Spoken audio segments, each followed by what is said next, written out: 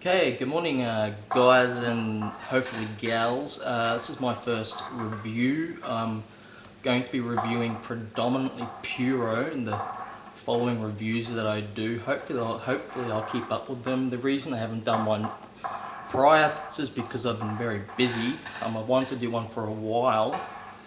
So this is my first one. I'll try and throw in some American wrestling reviews as well, but the reason I'm going to be concentrating on Puro because of the sole fact that I enjoy it a lot more than American wrestling. So yes, my name is Sam and this is my first review. I'll be reviewing the recent New Japan Pro Wrestling pay-per-view Destruction. I think the overwhelming consensus is that everyone loved this pay-per-view. I feel it's hard to compare it to Dominion, as they are both good in their own right for different reasons. I think the reason why Dominion was so good was because the card didn't actually look that great initially, in my opinion. There were you had matches which either weren't very interesting or they had been done so kind of overkill for some. Particularly, you had Masato Tanaka versus Hiroki Goto, which was done for like the 60,000th time, which is kind of understandable because they put on fantastic matches and that one was no exception. You had the Toru, Yano and Takahashi match. I mean, Tanahashi's great, but Yano, he's okay, he's a great heel, but Takahashi needs better, more high profile opponents for those high profile matches. That was a gimmick rubber match. And then you had the Pewter Nakamura match. Need I say any more? It was obvious Nakamura was going to kill him, and he did in about 5 minutes or something. So let's look at Destruction cards. Fantastic, probably the best card of the year for New Japan Pro Wrestling. It was impressive from the start when the first 4 matches were announced on September the 3rd. Destruction drew more than last year. They had super no vacancy for this year, so it was a bigger draw than last year's equivalent, which only drew 7,700, I believe. So yeah, fantastic card. Let's look at the main event, just a bit of a background. This was the first time that an outsider actually won the G1. In a sense, Satoshi Kojima, he's been wrestling with All Japan for the last few years. So he came to New Japan. I mean, he's from New Japan originally, but this is the first time an outsider had won the G1. So it was quite an interesting background to the main event with Togi Makabe.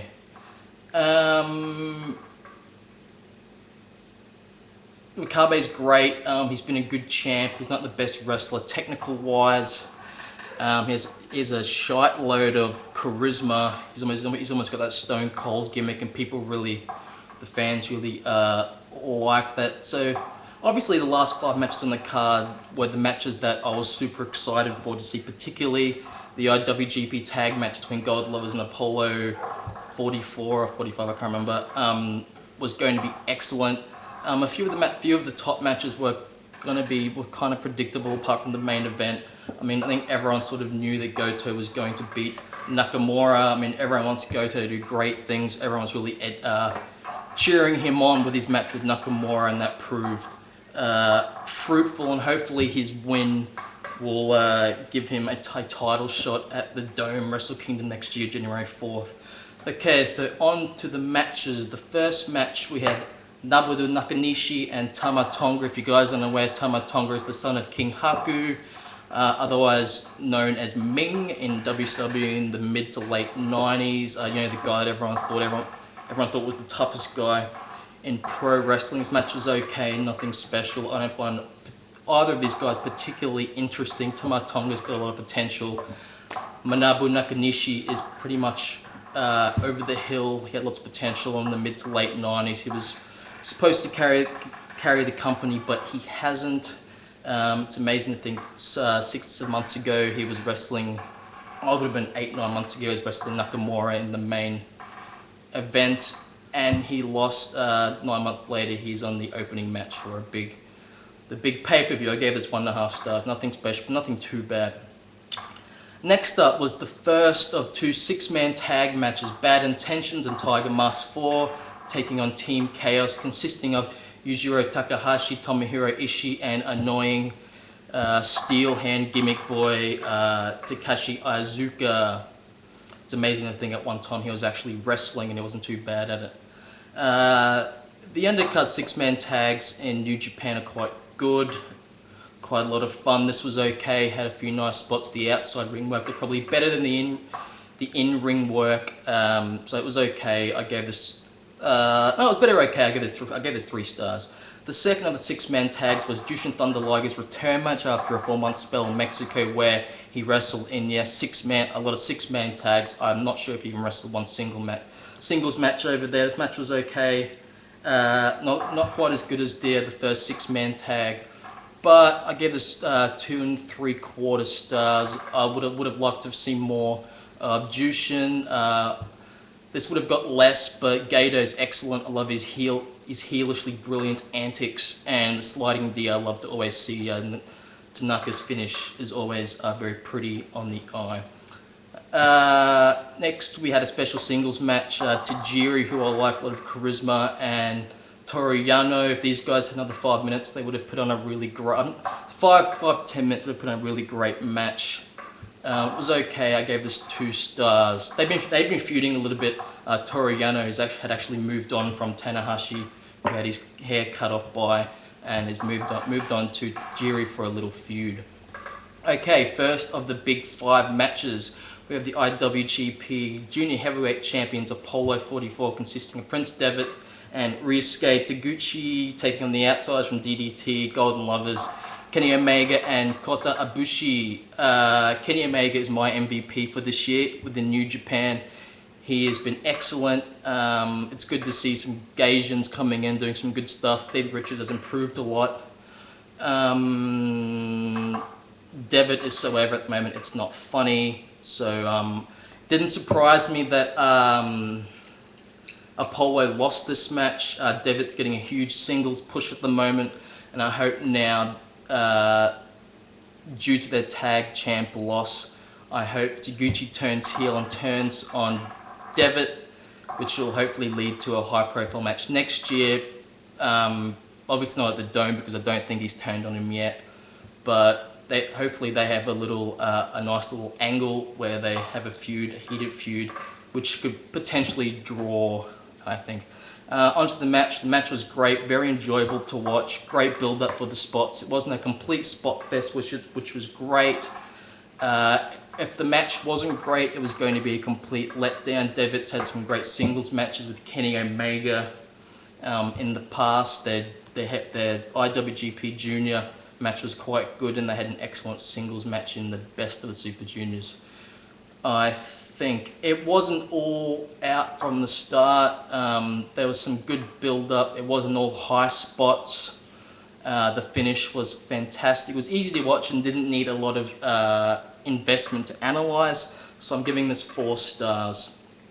Ibushi's Phoenix Splash for the finish looked very painful. I think his knees landed on Devitt's ribs and it looked super painful. Devitt was not in a good way.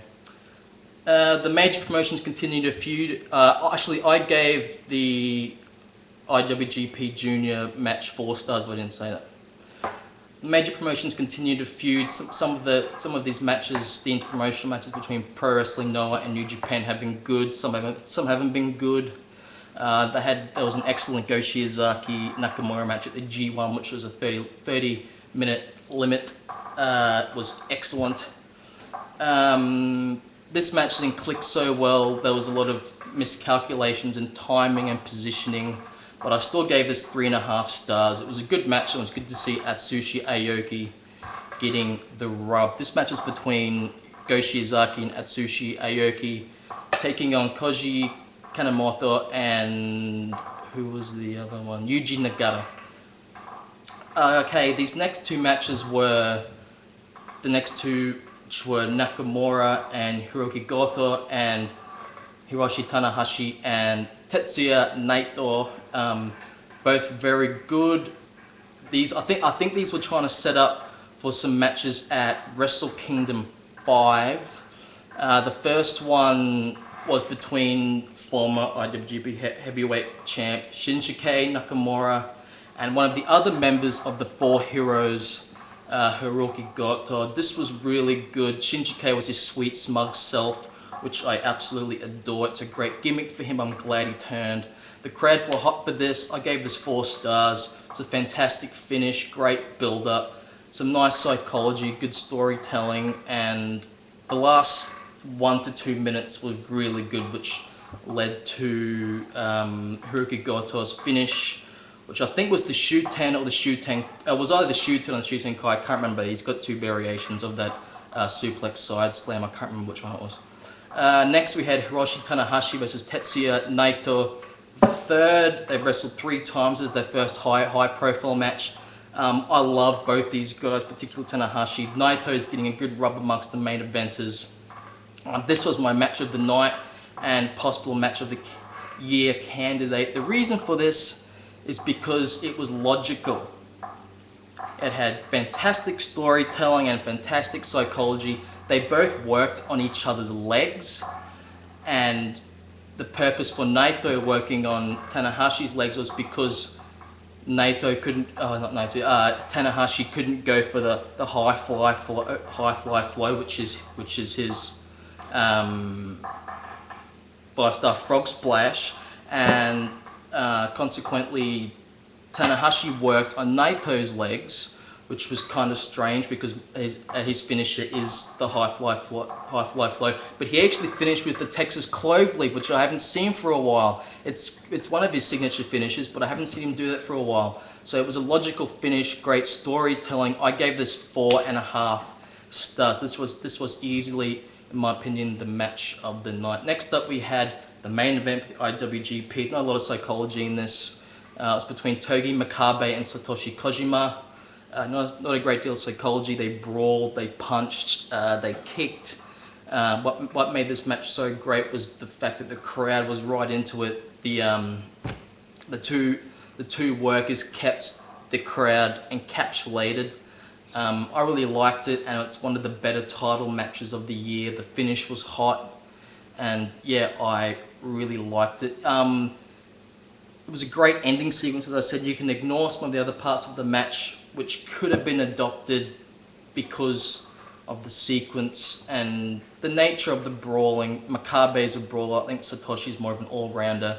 But it was a really great match. I gave it 4 stars and 1/4. As I said, one of the better title matches of the year. So overall roundup, I gave this about an 8 out of 10.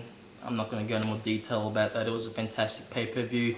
I've noticed there's 2 other guys who have done reviews for this. I think their reviews were great. They both thought that this pay-per-view was excellent. I thought it was probably better than Dominion, only because of that match with Tanahashi and Naito. It was unbelievable. I can't get over how good it was, and it's good to see a match like that once in a while. You don't see a lot of matches like that. So that's my first review. So 8 out of 10 all up for this. Great pay-per-view, and I'm looking forward to seeing everyone again when I do my next review. Alright, logging off.